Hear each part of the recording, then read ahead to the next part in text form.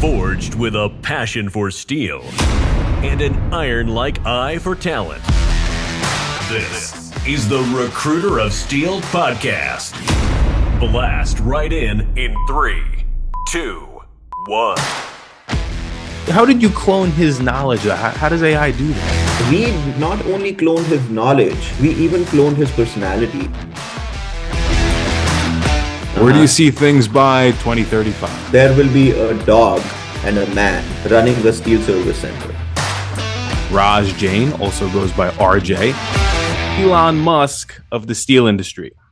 Welcome to yet another episode of the Recruiter of Steel podcast. Today, we are joined by a very exciting guest. His name is Raj Jain, also goes by RJ. And we like to refer to him as the Elon Musk of the steel industry.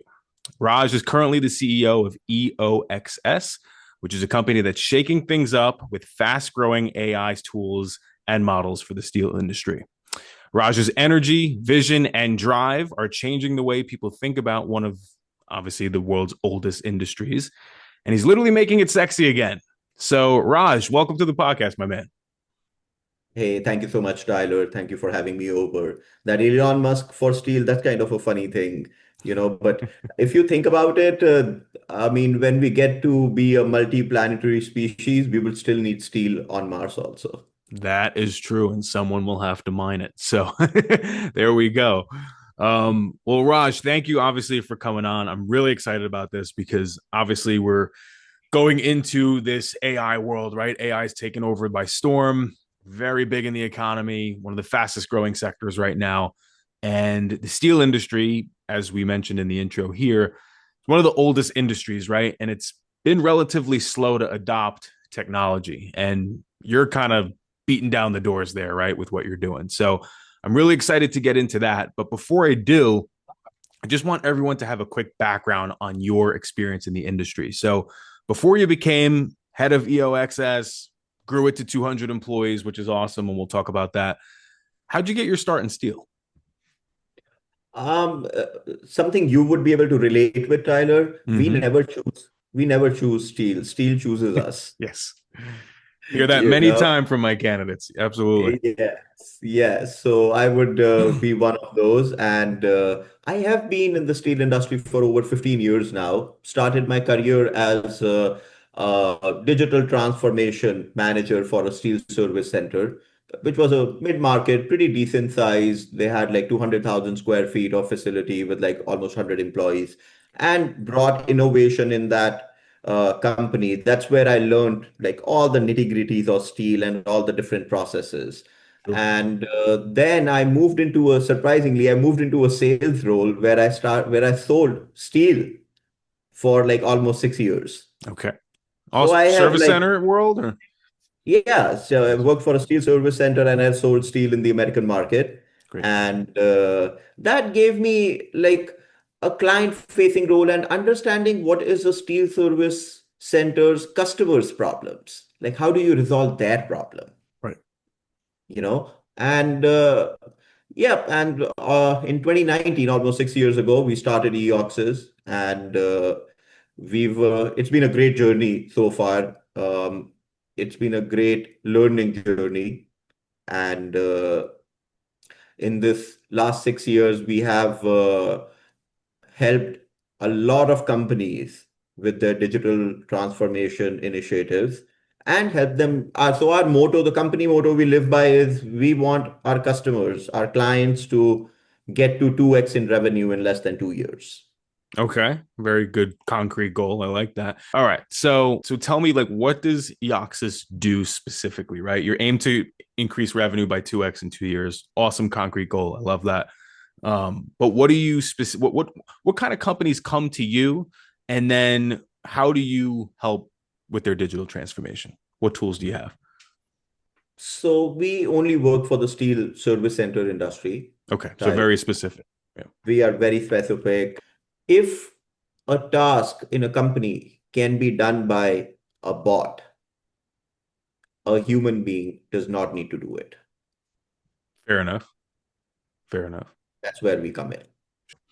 You get an invoice from your vendor. A human being is sitting and manually entering that invoice in the software.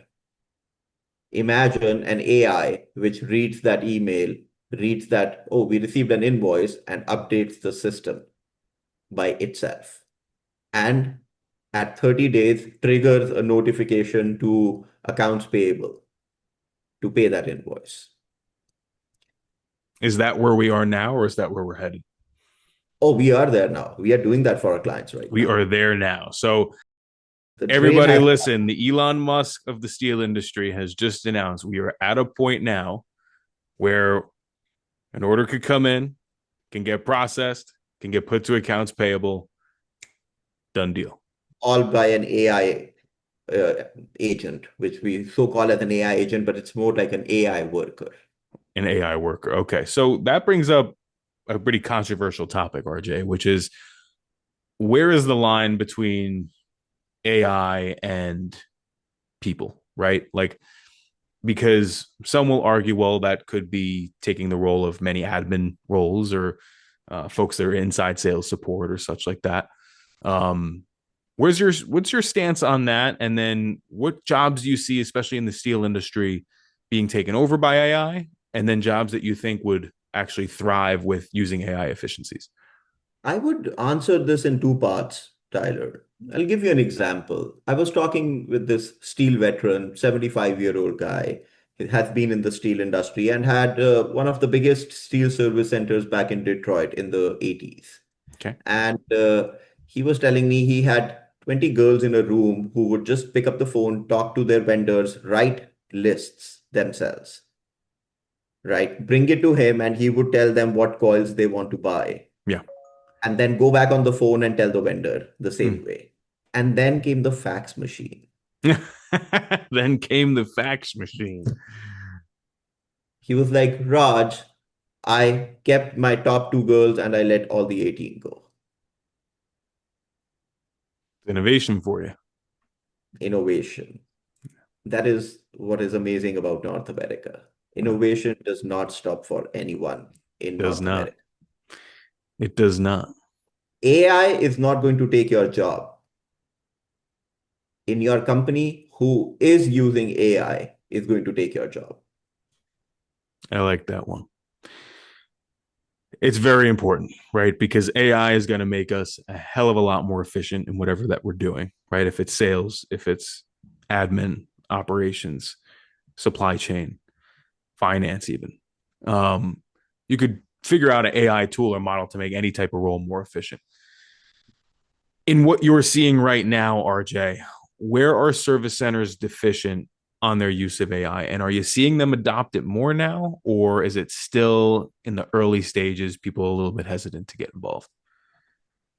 With all the conversations we are having in the industry, Tyler, there is a lot of momentum. We are keeping busy. Like I have my team working probably 100 hours a week right now, and we have grown drastically. We were at almost 18. We were a team of 18 people last year. Today we are over 200, Wow. right? And there is a lot of momentum and a lot of discussion about AI. Where people are using it depends on who we are talking to. I could be talking to an inside sales guy, and there are 15 inside sales guys in that company, and this one guy builds a bot, builds a machine which can do what an AI inside sales guy does. So he's built an AI inside sales worker. Mm. And now he can take that to management. And that's the invention of the fax machine. There you go. So if I'm an inside salesperson in the steel industry and I'm listening to this, what do I got to do, Raj? Do I got to get on the outside? Do I got to get in front of customers? Do I got to build my own AI model, or is the AI coming for my job? I mean, let's have a real conversation, right? Is that a possibility here with all that's capable? Again, a two-part answer. First, I should go ask AI. Okay. Second, I did ask AI, so I can tell you, take an example, you get inside salespeople get quotes from customers. Yeah. Imagine AI agent, a AI worker which reads your email when you get an inquiry from your customer or prospect. And an AI reads that inquiry, and it can be in any format. Somebody writes GALV, somebody writes galvanized, somebody writes GL. It can be in any Any type of format, product. Yep. any, and that AI standardizes that inquiry, goes in the software, creates a quote, and sends the quote to the customer in less than 60 seconds. Less than 60. So here's a question I have for you too, not to pause you on. I know this is a two-part question, Go Raj, ahead. but I have to I'm ask, confused. how effective is that in getting business, right? Because there's certain industries where, or certain service centers, certain products that the speed to answer, getting the quote back is almost just as, if not more important than the actual price. So how important is that speed to reply there? There was a study by Harvard Business Review, Tyler, and there is a 400% more chance for you to get that order if you are the first one in your buyer's inbox with a quote. 400% more. 400%.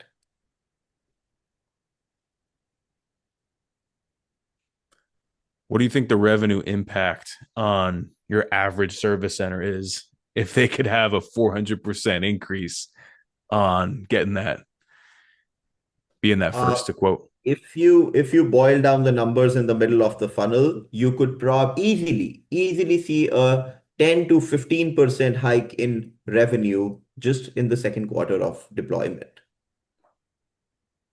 Yeah, that's And impressive. you are and you are not putting a product which is a rip and replace. You are putting a tool on top of it's like putting nitrous oxides in your car to give it more boost. Yes. So if you don't like it, you can remove it. Yes, absolutely. Absolutely. Right. Big stuff, Raj. Big stuff. This is going to blow a lot of people's minds. But what else we got cooking in the AI world? Customer support is becoming really big. Okay. So recently we built an AI worker which will receive phone calls from customers, and it will tell them order status or basic information which salespeople are utilizing a lot of time Sure. on. So, hey, where is my steel? When is it going to be delivered? And that AI worker goes in your software, sees it is scheduled to be delivered on the 16th of October, Wow. and it just gives that information. Wow. That's impressive. Raj, I have to ask this because you spent some time in sales, right? I Yes. recruit strictly sales professional in the industry, very specific. If I'm a salesperson and I'm listening to this, right? We obviously mentioned that if you're just an order taker and, it's just speed to getting the quote back, you really can't beat AI, right? But if I'm trying to actively get new customers, if I'm trying to differentiate myself as a salesperson, grow my book of business, keep my job in an AI world, what do I need to do? So the whole sales process starts with research. When I started my journey in sales, Tyler, I was given a very ugly list of prospects, which were like on a big Excel file, Excel spreadsheet with like 6,000 companies. And in 7 years, I never got through the whole list. Nobody gets Sure. through the whole list. Right. Those are just big lists sitting somewhere. Now imagine you have an AI doing research for you where you just tell this AI, hey, go through all these 6,000 websites and tell me who is going to buy 22 gauge galvanized G30 CQ steel. And tomorrow morning you come to work and you have a list of 400 companies. Perfect. Bada Now bing. go to all their LinkedIn's, all these companies' LinkedIn's, and find me who is the buyer. So what a salesperson in the steel industry needs to do today, Tyler, they need to take a step back and spend 40 hours just talking to ChatGPT or any other AI they use that how can I automate myself out of this job? Yeah. You want to use AI yourself to the point where you've maximized your efficiency essentially as a Exactly. person. Okay. Exactly. So essentially the takeaway from this, I'm guessing, is if you're not using AI, start using it.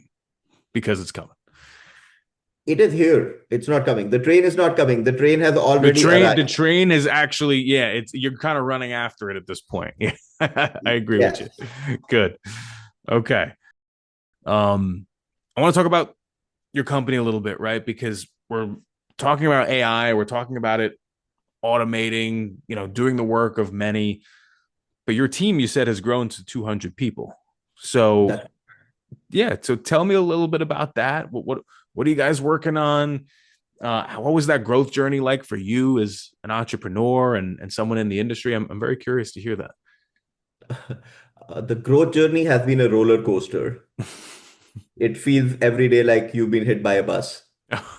Nice. It's like I've I had know the days. feeling. I've had weekends where I sat down across doing 16 interview calls on a Saturday and a Sunday, right? Like we are hiring that fast. Wow. And in terms of what we are doing, Tyler, we are building AI automations for steel companies we are working with, and we are building all different kind of tools. I'll give you an example. We worked with Gerdau, the steel mill, Yes. and we after we interviewed them for a couple of hours, we understood that there was a lot of tribal knowledge in their senior metallurgist in his head, right? And steelmaking is like science and art, Yes. right? So we interviewed this metallurgist and we created an AI avatar of him. And now their entire company can go to that AI avatar and ask technical steel related questions. I showed it to a few people at SMU in Yeah. earlier this year, Yep. Yep. and people were really trying like their hardest level to like give it a technical question, a curveball, Sure. and they were amazed with the kind of responses they were getting with that. Wow. Now, Where how did you clone his knowledge? How does AI do that? we not only cloned his knowledge, Tyler, we even cloned his personality. That AI speaks like Joe. He makes a joke like Joe. So we interviewed him every day for a month. Raj, I have a question.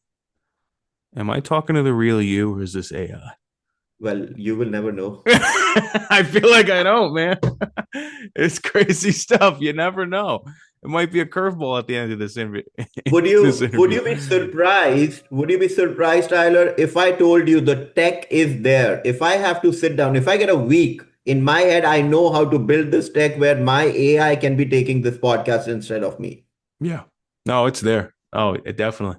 I could see it. And I'm starting to question things. So yeah. But go on. This is a fascinating story with the metallurgist because especially in this industry, Raj, where you have a lot of older folks, right? People have been in this for decades with all of that knowledge just up here, right? And how do you pass that down to the next generation? And there's only so many spreadsheets, so many, handwritten notes that you could really give down before, some of that knowledge is lost, right? So the fact that AI could come in and not only replicate the hard technical skills, but even the personality to go along with it. I mean, that's just a game changer, especially in this industry.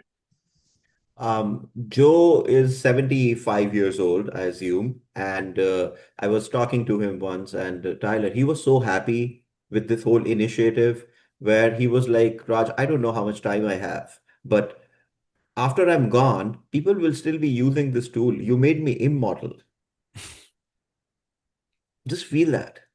Yeah. Like for us to just leave all our intelligence into something. It's like the Black Mirror coming for in reality. It almost is like a little bit of immortality, right? Not in the flesh, but with your knowledge, with your personality. I mean, he probably had a lot of fulfillment and joy, I'm sure, in passing down his knowledge while he was there and teaching others and sharing his expertise, right? So the fact that you could sail into the sunset, retire, or do whatever else, and then that knowledge is still there through the AI version of you, it's pretty impressive. Yeah, just feel into that. Like You 10 don't years lose the down old the line. knowledge. Yeah. Yeah. right? So there is a lot of tribal knowledge in the steel industry, which can be, and that's going to be everyone's proprietary knowledge into an AI. Yes. So if I have connections and relationships with someone and I know about my customers, I could make an AI of myself and then I could actually sell that AI to steel service centers. You could do that too. A new world. Wow. RJ, this is all happening now, 2025. We're Q4 going into 26. Where do you Uh-huh. see things by 2030, 2035, the next 5 to 10 years? How much is this going to progress? Um, I am confident, Tyler, that by 2035, there will be a dog and a man running a steel service center. The dog will be there for security, and the man will be there to feed the dog. Yeah.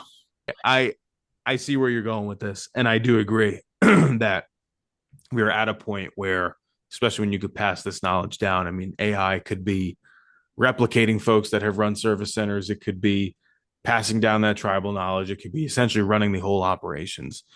Um, but the need for a human element, right? Like as AI progresses, and I feel like it's progressing so rapidly, even if you see the AI models from 2, 3 years ago, Oh, yeah, the yeah. video models, they don't even, you could very easily tell it was not real or something. Now you see an AI video or you're scrolling on Instagram and you see an animal that, does something crazy and you're like, is this real? And then you're like, no, not really. But I feel like that is even borderline. You have to like squint to tell at certain points. I can't imagine what it's going to be in another 5 to 10 years. But the question is, and it's going to be a bigger question in the broader job market, right? Is what do we do when so many jobs can essentially be automated away, right? Like, what do we do as a nation? What do we do as an industry, right? If there's a lot of jobs that could essentially be taken away by AI. What's going to be the future for people in that world? That's my question. Ooh. The need for us is creativity, Tyler. There are 100 salespeople in the steel industry, and everyone has their own creative way of working. And everyone will keep coming up with a new creative way to do things. So we as humans, right, are evolving into doing more creative work, which stimulates our mind as compared to doing mundane tasks which a Yeah. machine can do. I challenge this thought, why do we have a dishwasher at home? I don't like to wash my dishes. Because if a machine can do it, why does a human being need to Sure. do it? If a machine can drive me to work by itself, while I can do whatever I want, that's my choice now. I could take that time to learn. Yeah. Yeah. I completely agree. And I think authenticity and creativity is going to be so important. Um, I think just having that personal connection with folks too, especially if you're a salesperson, right? The process, the order entry, all of that could be done by AI. What's going to separate you is when you actually go and physically shake someone's hand, right? When you actually have your own unique style, your own unique presence, your own Mhm. unique relationships with your prospects and your customers, right? All the rest, the operations portion, the sales process, the RFQs, that could be done by AI. But where I question and where my head goes with this is that it's just going to be a very different world, right? Where AI can take over a lot of those mundane tasks, which is a good thing. And I agree with you that we don't want people in those jobs forever, especially if they don't have to be. Mhm. Um, but a world where you have to be more creative than ever, in a world where, a lot of those tasks can be done. I'm just wondering what that looks like from an employment perspective. And I guess we won't know until we're there. But That's always a question that's in my mind. I don't know if you have any take on that, but Even in the sales function, Tyler, we will see the sales function being automated with AI. That might surprise a lot of people in the industry, but I have been spending a lot of time in machine to machine B2B selling. yes, So we already see machine selling in the B2C space. You don't walk into a store anymore to buy a shoe. You go on Amazon and you buy a shoe. So you are buying from a machine, right? And I am seeing in adjacent industries a concept of B2B machine to machine selling, where even the buyer is an AI. bought and purchasers too. Yep. The Okay. company has a need. Another company needs to fulfill that need. If a AI buyer can clearly communicate that need to everyone in the market, AI sellers can communicate very quickly, Yes. fast, Yes. efficiently, Yes. on if they can fulfill that The need. efficiency is definitely there. I think the debatable area, at least for me, Raj, where I'm coming from, is how quick is the market to adapt, right? Because I can tell you, being in the recruitment world, I know a lot of quick tricks, easy ways to source people, easy ways to, essentially advertise for your job and everything like that. And I've been doing it for almost 10 years. But where the things that I've seen maybe 5, 6 years ago, I still see folks doing, where I know it's more advanced now, right? So my question is, like, yes, almost every aspect of the sales function could be automated.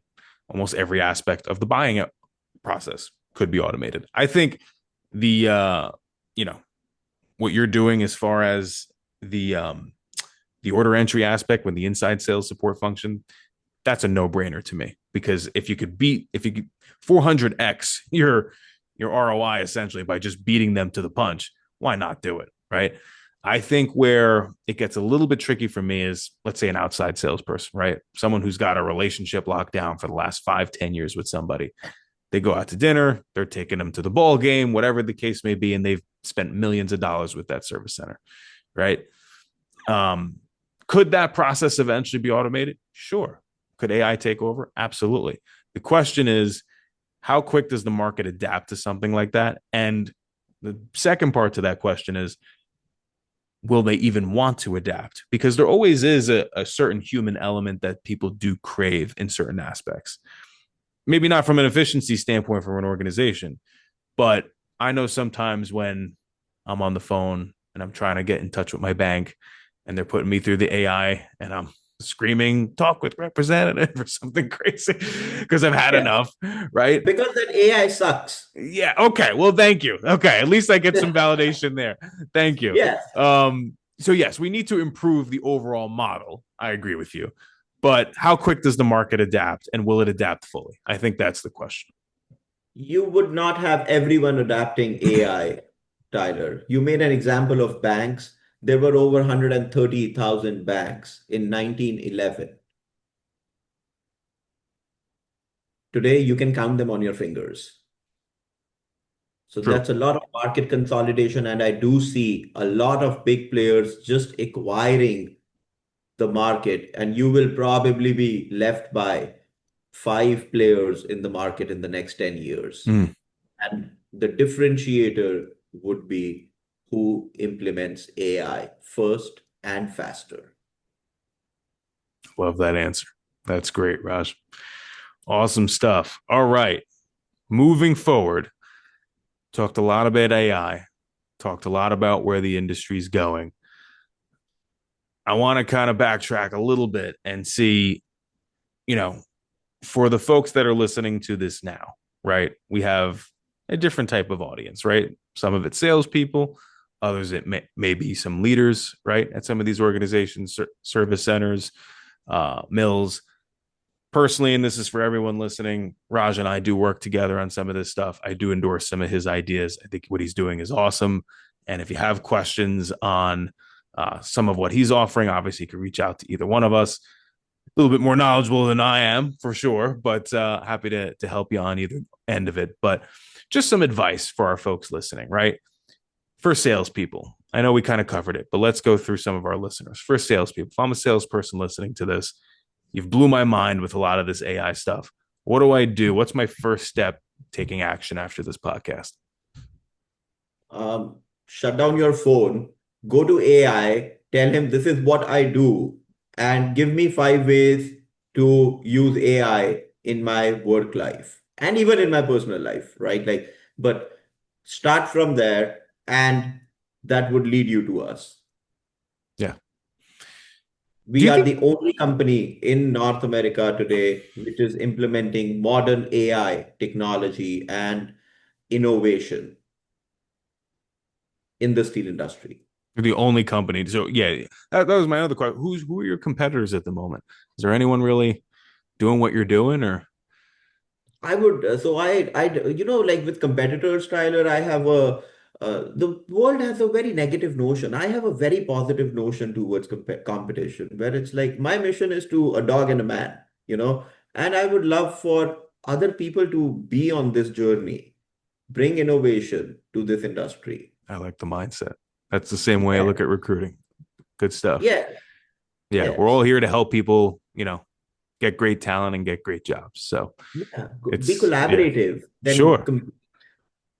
That's the way I look at it. I love your mindset there. For the folks listening that are leaders, right?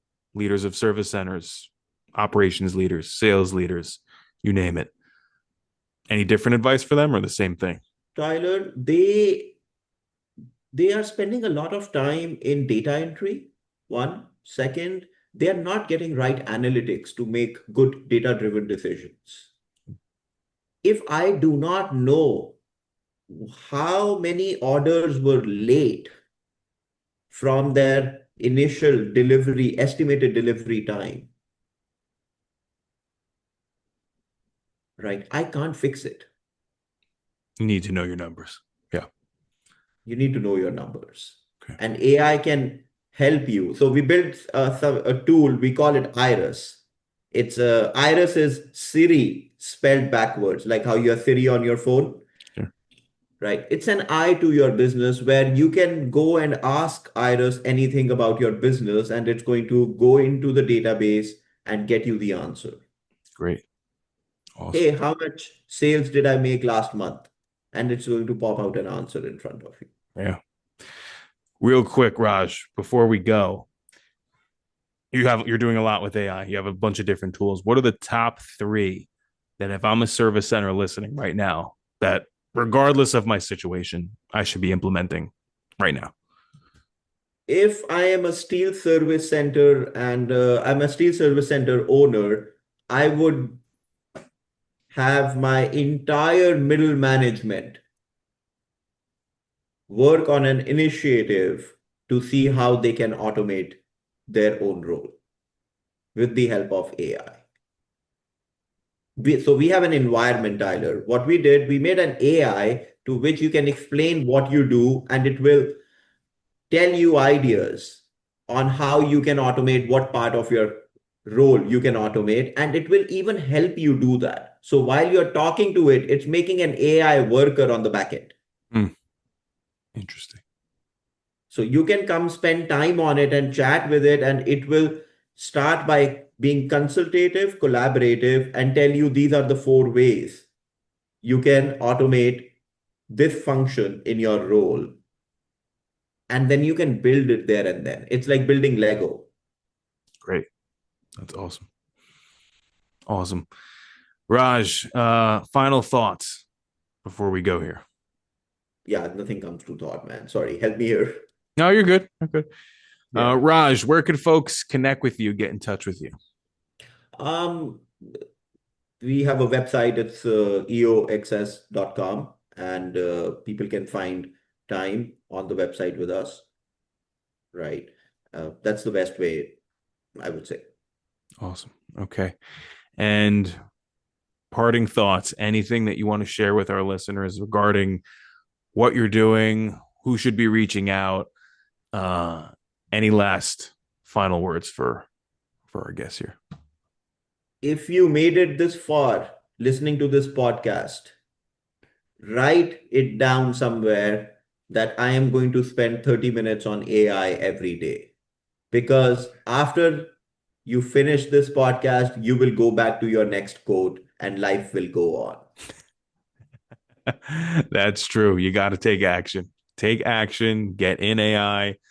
It's like anything else, right? You you got to learn on the job. So once you're in there, you can go down the rabbit hole and who knows what'll come out of it. So it's everyone's creativity. There you go. Good stuff. Well, RJ, this has been great. What you're doing is phenomenal. It's innovative. It's bold. It's really what the industry needs, right? Because it's an industry that has been a little bit slow to adapt certain technologies.